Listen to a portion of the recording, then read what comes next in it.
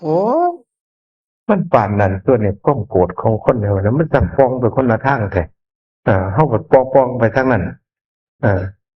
ผู้ลางคนบัดปองไปทางนั้นเนาะเออมันปองไปคนละทางว่ะพวกหนึงคิดไปทางบาปนี่คิดง่ายๆคิดนี่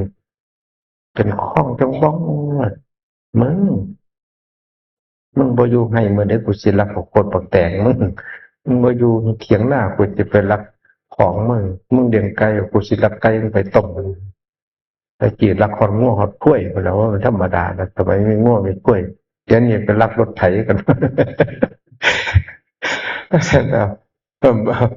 เอาไปว่ามันรักรถไถรถขี่ยกูมือเนี่ยจอดไว้ก็เป็นรักเขากันนะมันจะใส่เสียกูมือน่ะเป็นยังไงไหนช่วงนึงเป็นอืมหาเงินไปซื้อช่วงนึงไปหาเป็นรักมีหาวิธีรักนะปองตังกันเลยดิอืม เฮาเป็นเจ้าของรถแท้ๆนี่คันบ่มีกุญแจเปิดขี่ก็บ่ได้เด้เออเขาลูกกุญแจบ่มีเขามาจังได๋ปั่นไปเลยพุ่นน่ะโอ้ยนั่นน่ะฮู้จักปานใดป้องปานใดคั่นน่ะนั่นแหล้วโอ้นี่ล่ะทางไปสวรรค์ก็เอ่อป้องไปผู้หนึ่งทางไปนรกก็ป้องไปผู้หนึ่งว่านั่นมันคิดเอาเองแหละนั่นล่ะจังไทบ้านเฮาสิก็คือกันอืมบ้านใดก็คือกันนั่นล่ะอืม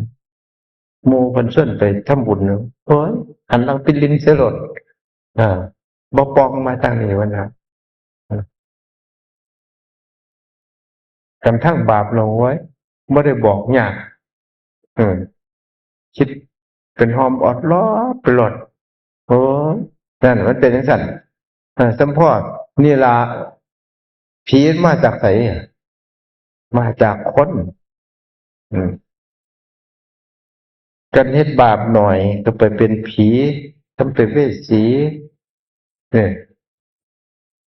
กันเฮ็ดบาปหลายก็ไปเป็นสัตว์นรก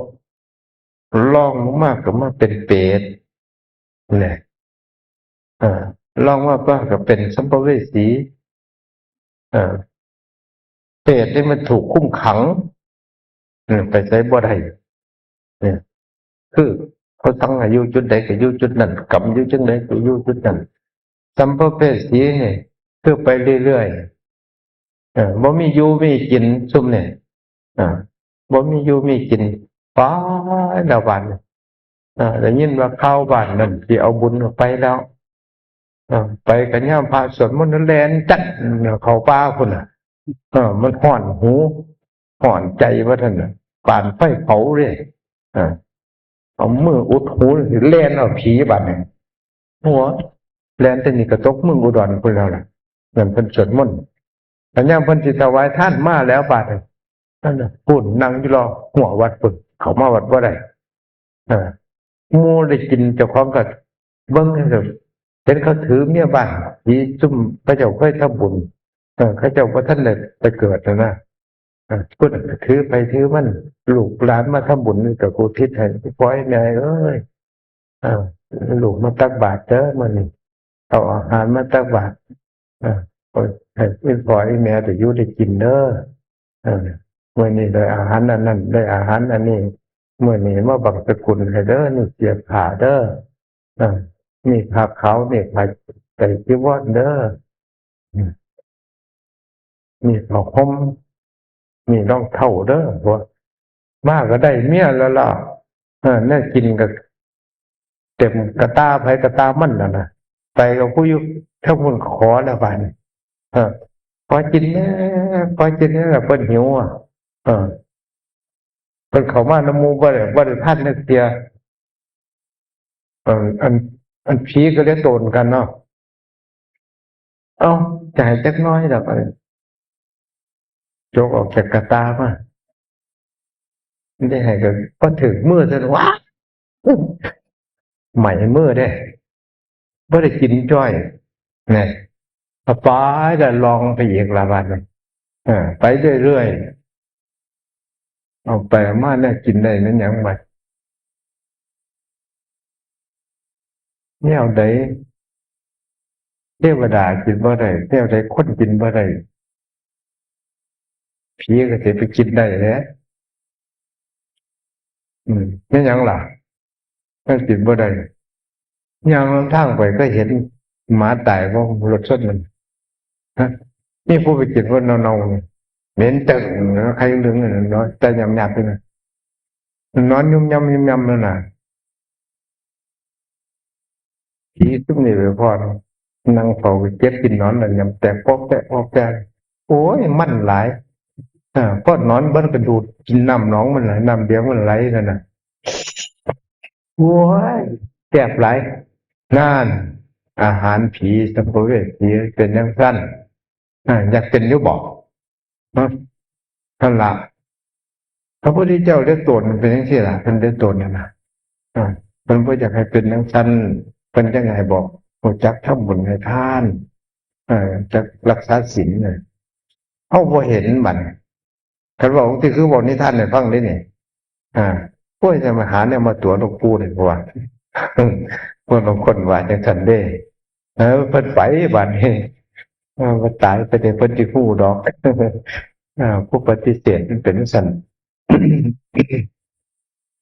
ซุ่มหนึ่งเป็นผีโป่งเขาเรียกว่าผีโป่งผีพุ่งผีพุ่งมันคือคนเฒ่าแก่โบราณเออเออเป็นเจ้าเป็นพญาเป็นราชามหากษัตริย์ซุ่มหนึ่งเป็นผีพุ่งสมมติว่าผีผู้พาดนั่นสิเจ้าพ่อผู้พาดนั่นสินะแต่ก่อนเออมาหาอยู่ดิเจ้าพ่อผู้พาดผู้พาดเท่านี้ละ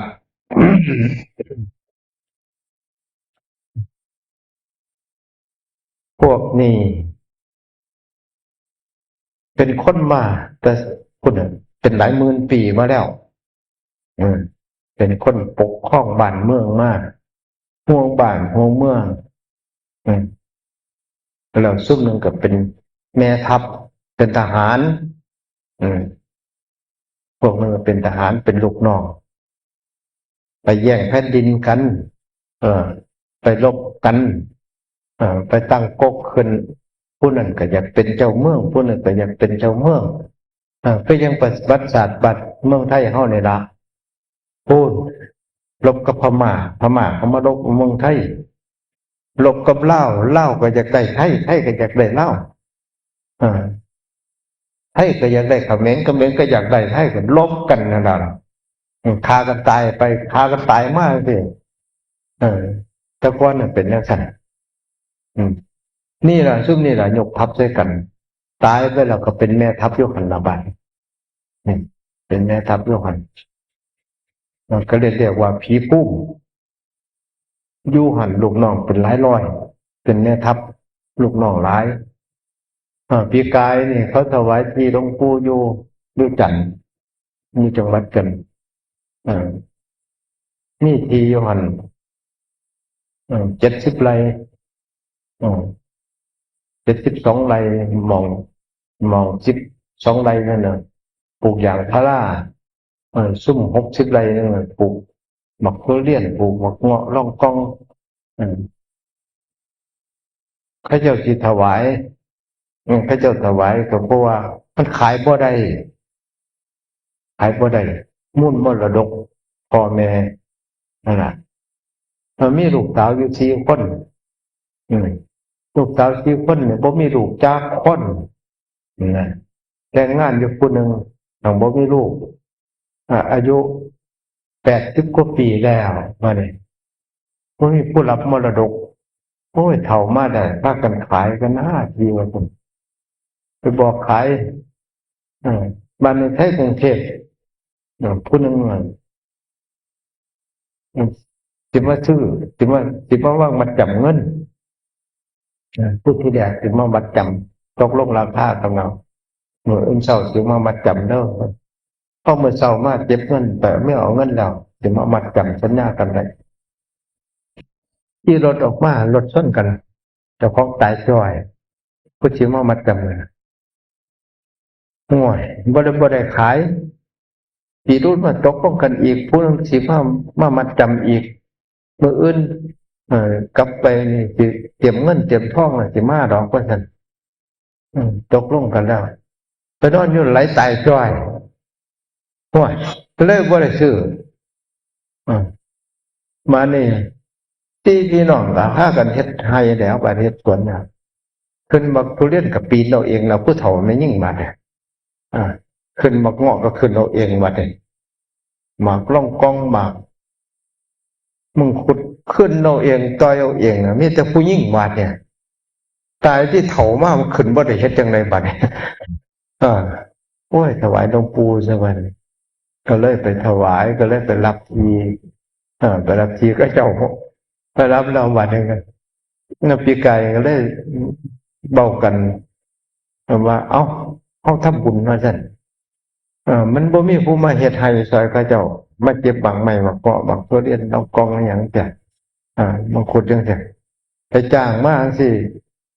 10กว่าคนเอารถไปรับเอาอย่างดียามมื้อเช้ารับมาไว้พอมาฮอดแล้วพอบ่ายแล้วบ่ได้ไปส่งญาติหาบมาของมาลุงตุงตังใบจ้อยผีบ่ให้อยู่มองหันมันเป็น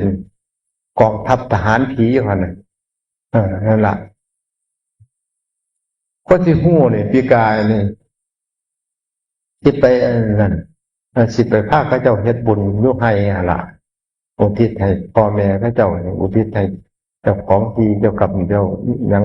พวกผีจิตเป็นญาติต่างๆผู้อยู่ก็สิได้มีความสุขไม่แต่ผู้เฒ่าไม่ยิ่งได้ตนเขาเจ้านะไปหลวงปู่ก็ไปพูนไปฉันจังหันอยู่จังหวัดตากพุ่นมื้ออื่นเช้าฉันหันแล้วสิมา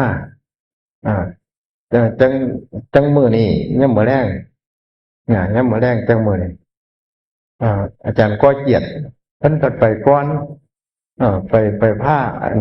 โยมไปหาเจ้าของที่นั่นก็ไปจัดสถานที่พาจัดสถานที่เอาตัดเอาเสื้อเอาหมอนหยังไปสิเอาถ้วยเอาซ้ำไปซอยไม่ออกเพิ่นเถาะถ้าหลวงปู่มานี่ก็จัดที่รับที่นอนให้พระเจ้ามีเฮียน2หลังก็ทำสะอาดเฮียนหลังนึงไว้ให้กับห้องน้ำมาหลวงปู่มาก็สิได้พักนี่ว่าซั่นมารุ่นว่าซั่นมานี่เว้ากันแล้วก็บ่าย6:00 น6:00 นครึ่งแล้วล่ะ6:00 นครึ่งแล้วไปมันมืดแล้วล่ะกลับว่าซั่นสิกลับมาระยองใช่มั้ยมาลาวัดธรรมสถิตมหาหลวงพ่อสิ้นเพิ่นอยู่นำหลวงพ่อสิ้นได้อาจารย์ก็เกียรติมาเนี่ยมาก็ขึ้นรถมาโชเฟอร์ขับรถผัดเอาเมียไปนำเนี่ยโชเฟอร์ก็ไปเฮ็ดซอยกันหั่นล่ะพอออกมาวิทย์ไห้น่ะผีแล้วไปเข้าเมียโชเฟอร์อยู่ในรถผีแม่ทัพพุ่นน่ะแม่ทัพนั่นไปเข้าห้วยเจ้าคุณว่าซั่นว่าเว้ากับอาจารย์ก่อเกียรติว่าเจ้าคุณจะมามดหลวงปู่มาทำบุญจะมดมาจากไหนว่าซั่นแต่เดี๋ยวนี้มันชุลมุนกันเบิดแล้วดิว่าซั่นเดือนนึงมานี่ลูกน้องบ่ได้รับได้นอนนั่นพวกผีทั้งหลายน่ะโอ้ยจังว่าที่ได้มาเจรจากับเจ้าคุณนี่ล่ะว่าซั่นผีว่ามาต่อรองกันนี่รถก็เว้ากันกับพระกับโชเฟอร์เมียโชเฟอร์ได้ผีเขาโอ้ยมันเพิ่นมาทำบุญแล้วสิมาทำบุญให้อุทิศส่วนกุศลให้เจ้าที่เจ้าทางนี่แล้วเด้อมันดีเด้อว่าซั่นโอ้ยดีอยู่ทำบุญเนาะว่าซั่นผู้หัวหน้าเป็นแม่ทัพผีนั่นน่ะมานี่แต่ลูกน้องนี่ได้ยินว่าสิเอาบุญมานี่เดือนนึงนี่บ่ได้รับได้นอนนี่ว่าหลวงปู่สิมาซั่นเขาออกฮ้อนออกร้นนี่เขาไปฟ้องอยู่นี่หลายเที่ยแล้วก็ได้มาเจรจากับเจ้าคุณนี่ล่ะว่าซั่นบ่ให้เพิ่นมาได้บ่ว่าซั่นผีเป็นตะล่องเว้ากันบ่ลงเนี่ยบ่แล้วกลับขึ้นไปหาเจ้าของให้เขาอีกให้เว้ากันเยอะอีกลงเว้ากันผีอยู่ในคนเว้าไปเว้ามาเอาคนสุดท้ายน่ะเจ้าของเขาก็โอ้ยถวายหลวงปู่แล้วทีว่าซั่นแล้วแต่เพิ่นสิว่าจังได๋แล้วว่านึง วกผู้ขาอาศัยอยู่ซื่อๆเรียกว่าเจ้าของที่บ้านเนี่ยว่าผีเราบ่มีแล้วเว้าบ้านเนี่ยเพราะว่ามันเป็นที่หลวงปู่บ้านเนี่ยเพราะว่าถวายเราเด้เฮ็ดจังไดว่าซั่นซุ่มนึงนั่นอยู่รอบห้วยพุ่นบ่เขตแดนพุ่นก็เลยเอ่อบอกว่าจันกอมันรายงานไปบอกเลยกันผู้ใดมันอยู่บ่ได้ก็ให้มันหนีไกลๆว่าซั่นเนาะเออให้มันหนีไกลๆคือซุ่มรับบ่ได้คือลูกน้องทหารเก่าน่ะนะไปลบมาแล้วก็กินแต่เหล้าเมาแต่ยานะบ่มีศีลมีธรรมซุนี้ผู้แม่ทัพนี่มีศีลมีธรรมอยู่เออมองหันเป็นมองเขาตีดาบล้างดาบเออมองแม่ทัพมองหัน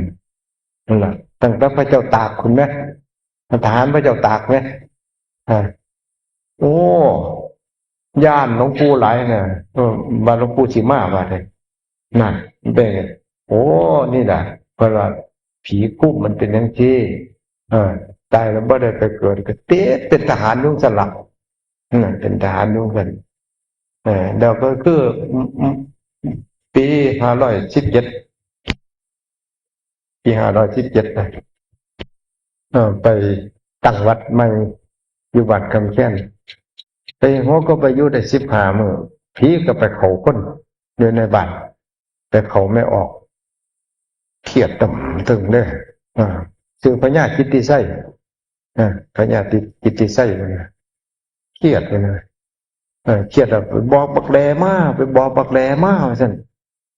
บักแดคือพ่อใหญ่แดเจ้าพ่อใหญ่แดเราเป็นผู้ไปตั้งบ้านเราเป็นเชี่ยวกันก็บอกกับผีพญากิตติไส้นะไปผูกเชี่ยวกันผู้เฒ่าเห็นผีได้ฝันเห็นผีก็ผูกเชี่ยวกันหักกันหลายว่าในม่นพระไปแล้วพวกไปบอกเล่าบัดเนี่ยเพราะนี่แหละพวกไปบอกพญากิตติไส้เรียบบัดเนี่ยว่าไปม่นพระมาในได้15 มื้อไปเขาคนผมไม่ออกศูนย์เลยแต่เอิ้นบักแดมากเอิ้นบักแดมากเลยเพราะนี่แหละมาแล้วโอ้ยไม่ไงจะว่าเป็นอย่างไรกันรู้เรื่องผมเนี่ยไปบอกบักแดมากบอกบักแดมากเพราะนี่เราหัวจักแล้วเข้าใจแล้วว่าเชี่ยวเอิ้นไปวันถัดว่าพญากิตติไส้ในเอิ้นไปก็เกิดเป็นว่าไม่ยังเราเฮ้ยเอิ้นตัวเอิ้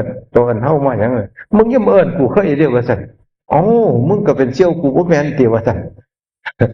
พญาแหล้วก็พญากิตติไส้ว่าแม่นอยู่ว่าสั่นแม่นอยู่มึงเป็นยังก็บ่ให้กูเว้านำว่าสั่นมึงเครียดอีหยังให้กูก็เครียดนั่นแล้วว่าซั่นมึงเครียดอีหยังว่าซั่นมึงกูเครียดด้วยมึงไปม่วนพระมามึงบ่บอกกูว่าซั่นมึงไปม่วนพระดีมามึงบ่บอกกูว่าซั่นถ้าเจอกูมาอยากรักษาศีลนำมึงกูก็สิมาได้สิกูจะอายว่าซั่นบ่เครียดโอ้พังจักศีลจักธรรมเว้ยแต่ว่าแปลกเลยพญากิตติไส้ผู้ใดไปเฮ็ดไห้เฮ็ดสวนอยู่แถวนั้นกันมื้อวันพระเอากล้วยไปไถให้เนี่ยนอนบ่ลุกเลยเด้เอาข้วยใส่เกียนไปฮอดหันน่ะนอนหลดบ่ลุกได้ไปเอิ้นพ่อใหญ่แหลมมาบอกโอ้ยลูกหลานโมจักเสียวเอ้ยว่าซั่นเขามาใหม่ว่าซั่นเดี๋ยวตอนนี้สิได้บอกได้สอนเขาดอกว่าซั่นเอ้าเดี๋ยวสิบอกเขาว่าถ้ามาคารวะดอกตัวสิเอาหยังล่ะเอาเราว่าซั่นเอาเรากับยาสูบเจียก็ถามกินไก่เป็นจังได๋ล่ะเขาก็ย่างไก่ไปต้มไก่ไปเดี๋ยวมากินเด้อลูกเนี่ยปูเอ้ยเพราะว่าแจ้งพาเขาไปแล้วก็เอายาสูบเอาเราไปจักจอกตรงเถอะเนี่ยปูเห็นแม่ทับมากินเราเด้นี่แหละลูกหลานสิดาสิจื้อดอกบานต้นนี้ต่อไปจะบ่เฮ็ดผิดกับมันกล้วยลูกใจใช่หรอทุกของจังขึ้นมาหากินหญ้าปุ้งตึ้งมุ้งติ้งมาหมดอะไรมันฝันบ่เจ็บบ่เป็นนี่เทียพุ่นดิตะเกียนอนเลยตาข้างทอดอะไรกันมือวันพระเป็นจังซั่นกันไปเฮ็ดให้อายุรอดกันบ่ได้ มันมีศีลมีธรรมเนี่ยแต่ว่ามีเป็นบางครั้งหรอกกินเหล้าอยู่อืมขนาดไปสิเป็นรักษาศีลแปดเนาะแต่ว่าอันขอสุรานี่เขาบ่รับได้บ่ว่าซั่นเฮ้ยก็บ่รับก็บ่ครบแปดนั่นแหละว่าซั่นเอ้าหัดเจอหมู่พวกมานั่นเด้ว่าซั่นแม่ทัพมันต้องรับแจกที่เพราะว่าผีก็ได้อ่านั่นล่ะมานี่เว้ากันแล้วแต่นี้ต่อไปเฮาสิได้บอกตัวเรากันมื้อวันพระมาภาวนานำกันเด้อเพิ่นพาไหว้พระยามมื้อแลงบ่าย5:00 นไหว้พระเด้ไหว้พระแล้วก็นั่งสมาธิไปฮอด3 ทุ่ม4 ทุ่มจังทำบัดทำบัดแล้วก็ให้เขาเจ้ากลับบ้านนี้เมื่อนั้นพระนั่งภาวนาไปพ่อ6 โมงสิ6 โมงแรงเนี่ยพ่อสรวจเนี่ยจังไว้บ่ทันมื้อดอกเออนั่งสมาธิอยู่หมดไม่ออกก็พอออกเพราะแย่แดดแต่ข้างหลังเพราะแย่กับ80 กว่าปีแล้วใกล้สิ90 ปีแล้วนะเป็นเชี่ยวปีแล้วมานั่งอยู่ข้างหลังมาเฮาจังลางบ้านเมื่อ8 ค่ำเฮาเนาะว่าแต่นั่งปั๊บผมโดดใส่ตรงเด้งๆหมา3-4 ตัวสลังห่วยเพราะแย่ลองไปเบิ่งดูว่าซั่นมันผู้ใดอยู่หั่นว่าซั่นจังซี่จึงกัดกินเด้อว่าซั่นลงไปหัวมันบ่มีดอกว่าซั่นลงไปพอลงแจ้งไปขั้นใดมิดซีเรียนรถเก่ามาจ้องยอกแยกตัวเบิ่งหันเบิ่งนี่มันก็เป็นเปลี่ยนเนาะเพราะบ่มีดอกขึ้นมา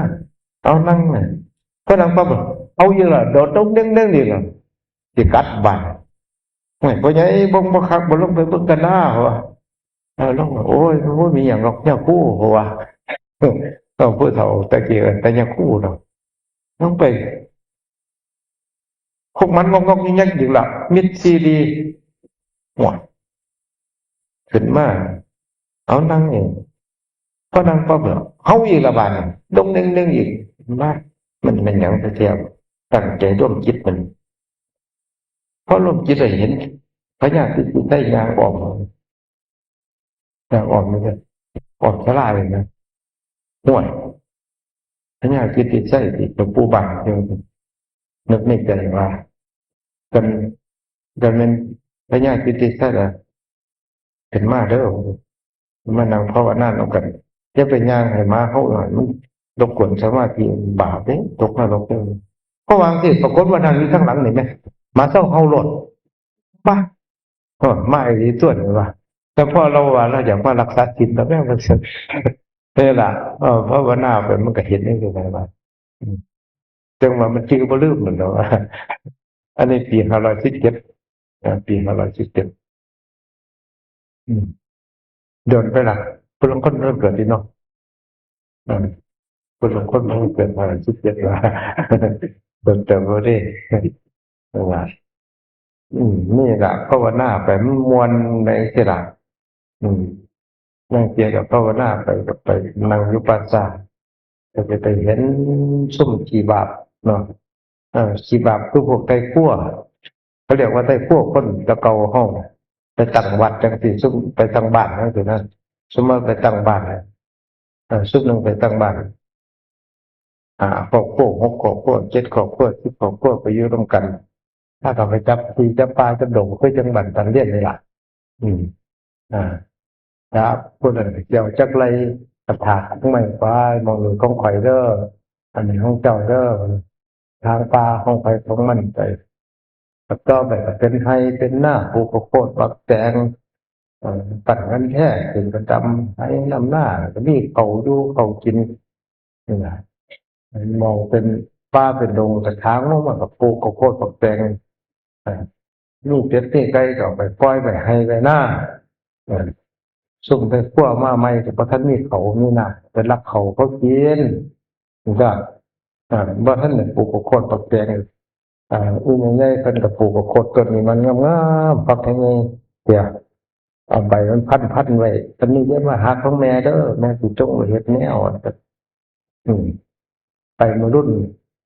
พวกไปขั้วมาหักไปกินจ้อยมันก็ไม่ใหญ่ก็จมแล้วบาดโอ้ยหายกินตับกินไตกินพุงมึงเพราะว่า กูว่าสิจงไว้เฮ็ดแนวเพราะว่ามักแตงมากนี่มันก็งามมักแตงจริงมักแตงตาแต่ก่อนเนี่ยถางดงลงปลูกเป็นมักแตงจริงคู่เนาะคู่มือก็เอิ้นมักแตงไข่มักแนวภาษีเด้มักแตงไล่ๆมักแตงจริงเขาเอิ้นมักแตงจริงมักแตงไข่เฮาโอ้ยมางามๆเลยอันนี้เนี่ยไปกินนั่นเนี่ยสิจงไว้เฮ็ดแนวพวกแต่ขั้วมันลักก็เบิดละก็จมละบาดเฮ้ยบาดเนากันเบิดนั่นนี่ล่ะเออไปเลี้ยงเป็ดเลี้ยงไก่เขาก็มาลักอืมซุมนี้บ่ฮู้จักเขาวัดเขาว่าเออแต่ตายไปแล้วให้ขั้วตายบัดนี้มาอยู่เพิ่นบ่ลึงฟ้าลึงดงมันบ่ล่ะเฮ็ดบ่ดีได้ก็สิดีครับเคาะน้ำแดงตัวก็ป่วยไข้เขาเรียกว่าไข้ป่าตายนะเออตายแล้วคงจะต้องตายตายแล้วเขาก็ไปเผาแล้วเขาบางคนก็ฝังอืมเป็นเขาเรียกว่าปราสาทไปเผาคนละหม่องไปฝังคนละหม่องหม่องซุ่มตายหาตายโหงผูกคอตายตกคุกใหม่ออกลูกตายเออก็ไปฝังเออ7 ปียังขุดมาเผาผู้ลางคนกันชื่อใดกันลูกหลานเกิดขึ้นมามีเงินมีทองเอาไปขุดขึ้นมาเผาคนออกลูกตายนั่นเองซึ่งมีว่าได้ไปเกิดได้ทุกบอกลูกตายอืมก็นั่งอยู่ใส่ก็โอ้ยเจ็บท้องโอ้ยเจ็บท้องเลยผีอยู่ร่วมกันนะโอ้ยเจ็บท้องที่ออกลูกที่ออกลูกเจ็บท้องที่ออกลูกให้อยุ่งสละอยู่น้ำมูได้หลายเสียมูไปใช้กับไปน้ำนองเจ็บท้องที่ออกลูกโอ้ยจะเป็นกรรมครั้งเดียวผูกพันครั้งเลยนี่แหละเป็นว่าอืมมันติดสมมุติติดความทุกข์คนอยู่กับโลกเขาเป็นว่าสมมุติเขาว่าสมมุติมันติดจริงๆนะมันบ่เป็นธรรมดาเด้คือจะ